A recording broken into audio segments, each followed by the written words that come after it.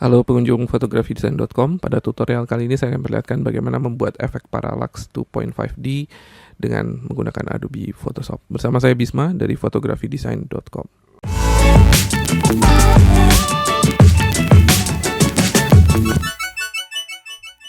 Langkah pertama adalah dengan membuat seleksi untuk memisahkan elemen yang ada pada foto.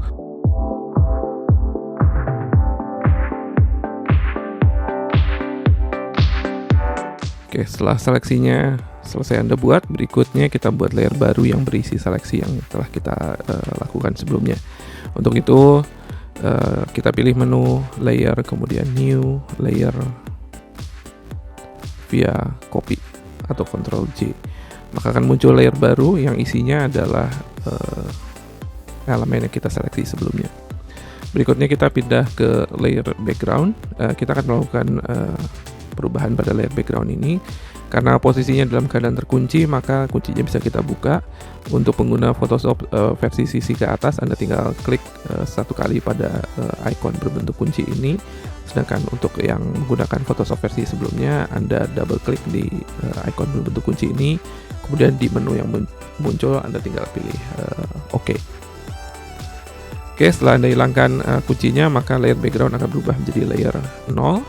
Kemudian kita ambil seleksi dari yang ada di elemen di layer 1. Caranya Anda tinggal arahkan kursor ke thumbnail dari layer 1. Setelah itu Anda tekan tombol Ctrl, maka nanti akan muncul tanda kotak seperti ini di kursor yang berada di thumbnail layer 1. Kemudian setelah muncul tanda kotaknya, dengan menekan tombol Ctrl, berikutnya Anda klik pada thumbnail tersebut. Maka akan muncul seleksi yang telah Anda lakukan sebelumnya. Lalu pastikan yang sedang aktif adalah layer 0 yang di bawah ini. Kemudian biar lebih jelas visibility icon dari layer 1 ini saya matikan dulu. Nah, setelah kita berada di layer 0 dengan seleksi yang sedang aktif seperti ini, berikutnya Anda pilih select, kemudian modify, lalu pilih expand. Di sini kita akan memperbesar size dari seleksi yang kita lakukan. Untuk pilihannya di sini saya menggunakan 10 pixel. Tentunya angkanya ini tergantung dari ukuran foto yang Anda gunakan. Yang jelas kalau misalkan saya pilih 10 pixel, kalau saya klik OK, maka nanti seleksinya akan expand atau membesar kira-kira 10 pixel dari ukuran sebelumnya. Sehingga hasilnya nanti kita lihat seperti ini. Kemudian kembali saya tekankan, Anda pastikan bahwa Anda sedang aktif di layer 0. Berikutnya kita pilih edit, lalu fill. Kemudian untuk pilihan konten, pilih content aware. Kemudian untuk option yang lain Anda bisa ikuti pilihan yang terlihat di layar monitor di sini. Kemudian berikutnya kita klik OK. Photoshop akan secara otomatis mengisi seleksi tersebut dengan elemen yang ada di luar dari seleksi tersebut sehingga hasilnya seperti ini. Tergantung dari foto yang Anda gunakan. Untuk foto yang saya gunakan di sini hasilnya cukup baik seperti ini. Mungkin foto yang Anda gunakan Anda perlu ekstra tambahan untuk membersihkan elemen-elemennya dan mungkin dengan menggunakan healing brush tool atau clone stamp tool. Yang jelas tidak perlu presisi atau benar-benar bersih karena nanti akan tertutup oleh elemen yang ada di atasnya, yang berada di layer yang di atasnya seperti ini. Oke, berikutnya karena nanti outputnya berupa video, saya akan buat dokumen baru, file new. Kemudian untuk presetnya, saya akan memilih ukuran video untuk HD 720p, yaitu size-nya 1280 pixel x 720 pixel dengan resolusi 72 pixel per inch. Kemudian kita pindahkan dua layer yang telah kita edit sebelumnya ke dokumen yang barusan kita buat.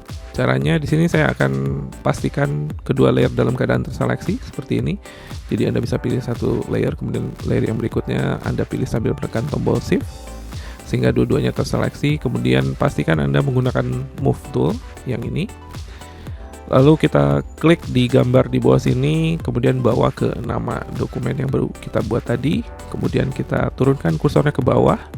Lalu setelah itu baru Anda lepas tombol mouse-nya. Sehingga sekarang kedua layer yang tadi kita buat ada di dokumen yang baru kita terakhir kali kita buat ini.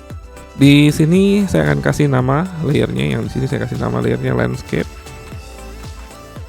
Lalu yang di atas saya kasih nama layernya subject. Kemudian masing-masing layer ini saya rubah menjadi smart object. Caranya dengan klik kanan di nama layernya, kemudian pilih convert to smart object. Begitu juga untuk layer landscape.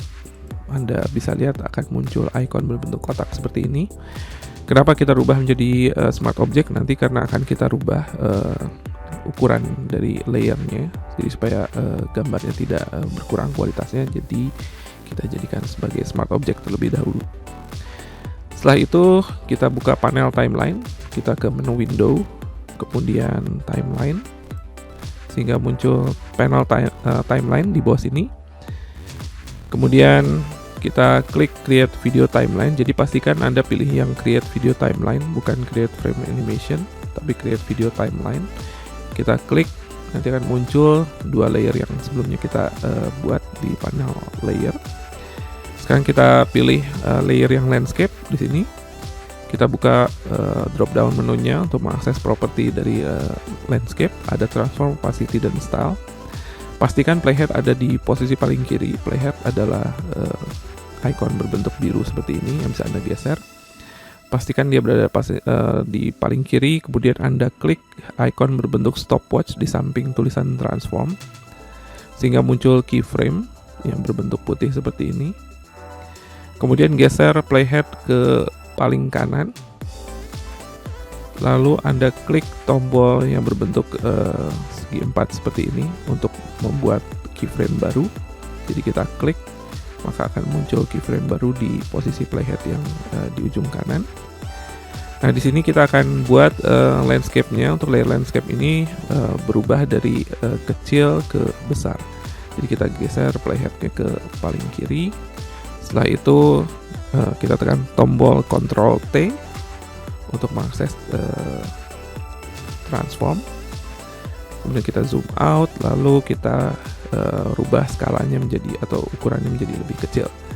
Di sini saya akan menggeser satu poin di diagonal sambil menekan tombol Shift dan Alt, sehingga saya bisa rubah transform seperti ini sampai posisinya mungkin kurang lebih seperti ini.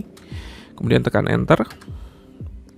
Sekarang kalau kita tekan tombol Play di timeline, maka kita lihat layer landscape makin lama dia ukurannya makin membesar. Jadi dari kecil ke besar. Selanjutnya kita ke layer subject. Di sini kita buka drop down menunya untuk mengakses propertinya. Lalu posisi playhead ada di paling kanan. Kita klik tombol stopwatch yang berada di samping tulisan transform untuk membuat keyframe baru. Lalu kita geser playheadnya ke paling kiri. Lalu kita klik tombol segi 4 ini untuk membuat keyframe yang baru di posisi playhead. Kemudian untuk layer subject kita akan membuatnya berbeda dengan layer landscape yang dari kecil ke besar, maka kita akan buat untuk layer subject dari besar ke kecil. Jadi di posisi awal playhead ini subjeknya besar. Jadi pastikan posisi playhead ada di paling kiri. Kemudian yang aktif adalah layer subject. Kemudian kita tekan Ctrl T. Setelah itu kita buat layernya lebih besar. Misalkan segini, kemudian tekan Enter. Nah, sekarang kita lihat hasilnya. Kita tekan tombol Play. Biasanya di pertama playbacknya tidak terlalu halus, nanti karena dia harus render dulu. Nanti di playback yang kedua dia akan terlihat lebih halus efek paralaksnya. Oke, kalau setelah selesai kita ekspor sebagai video. Caranya tinggal pilih menu file, kemudian export, lalu render video. Kita kasih nama. Di sini saya kasih nama contoh 1. Kemudian Anda bisa pilih folder untuk menyimpan file videonya. Lalu berikutnya Anda pilih preset untuk format videonya. Di sini ada banyak presetnya. Di sini saya akan menggunakan preset YouTube High Definition 720p. Lalu setelah itu kita tekan tombol render untuk merender videonya. Oke, setelah selesai render, kita lihat hasilnya.